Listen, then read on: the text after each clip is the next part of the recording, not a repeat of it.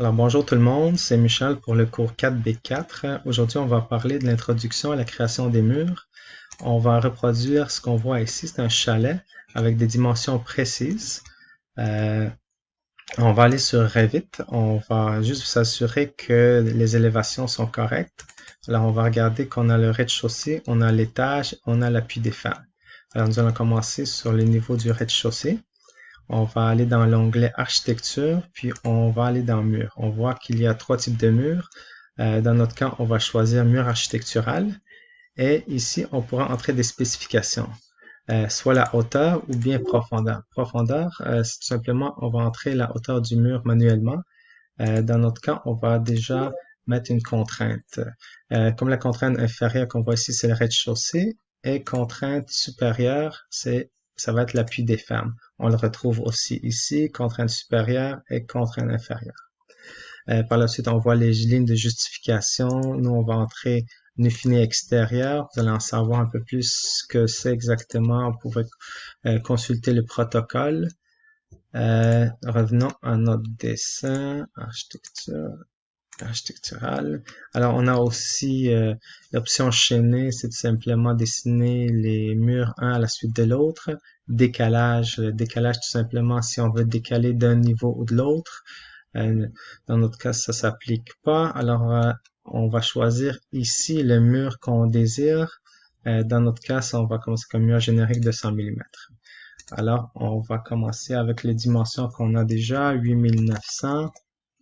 On part 19 800. Et on va fermer le tout. Voilà. On peut voir ce que ça nous donne en 3D. C'est correct. On peut poursuivre avec la partie inférieure ici. On va tout simplement aussi s'assurer que les dimensions qu'on a entrées sont correctes. Ici, 8900 par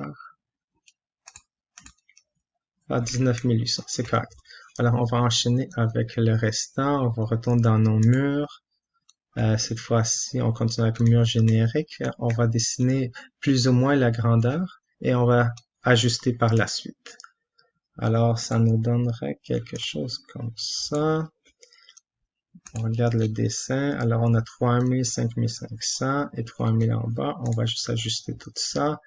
On va choisir le mur qui va être déplacé. On va juste aller chercher l'extérieur du mur. Alors, on doit l'ajuster à 3000 ici. Non, pas 300, mais 3000.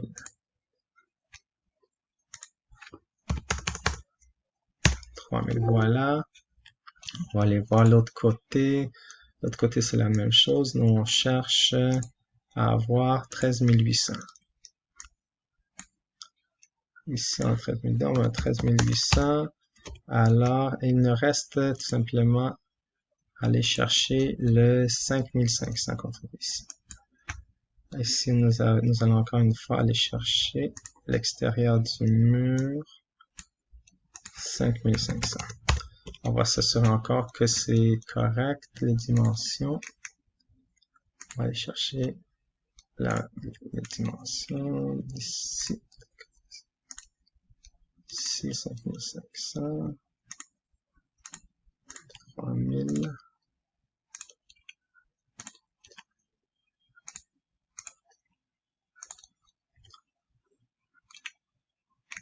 Alors, on voit que c'est les bonnes dimensions. On va poursuivre avec les cloisons intérieures. On va juste vérifier en 3D ce que ça donne. Comme vous voyez, cette partie-là devrait être plus basse. Alors, on a juste qu'à cliquer là-dessus, sélectionner les murs et aller vers la contrainte supérieure qui devrait plutôt être l'étage. On clique là-dessus et on peut appliquer tout de suite. Là, cette fois-ci, on a la bonne hauteur du mur. Alors, on va poursuivre avec les cloisons intérieures.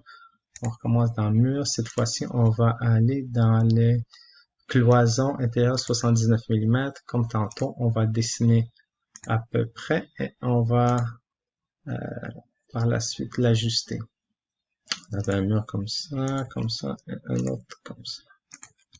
Cette fois-ci, on va vérifier. On part de 2880. Alors, on va juste l'ajuster pour être sûr. Cette fois-ci, on doit aller chercher le centre du mur. Voilà, on va entrer 2880 ici. On va enchaîner avec les autres dimensions. Ici, nous avions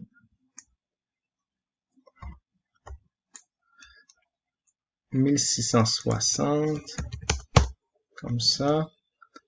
Et puis, on avait encore la dernière information, c'était...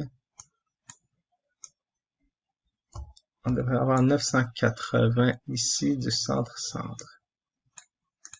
Ah, attends. On va aller chercher le centre du mur et on va entrer 980. Voilà.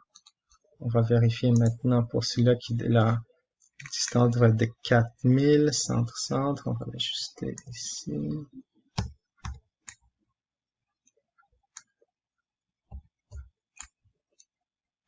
4000. Oups, pas 400, 4000. Et voilà. Alors, je pense qu'on a toutes les bonnes dimensions. On va confirmer en prenant les mesures. On avait d'ici à là, nous avons 2800. Ah, pas ça, mais au centre. 2180. Ici, nous avons jusqu'au centre. Ah, ici. Avec le bouton Tab, on peut aller chercher plus facilement. Alors, par la suite, on va vérifier l'autre partie. Du centre jusqu'au centre de lui. On a les 980 qu'on voulait. Et il nous restait juste à vérifier l'autre dernier mur. Centre. Jusqu'au centre qui était 4000. Alors, on peut vérifier que ça correspond à notre dessin ici. Ça semble correct. On peut voir en 3D pour confirmer. Ah, on voit encore que j'ai mal entré les contraintes supérieures. Alors, on sélectionne le mur. Et j'ai oublié d'ajuster ça jusqu'à étage. Alors, ça complète le tout. Merci.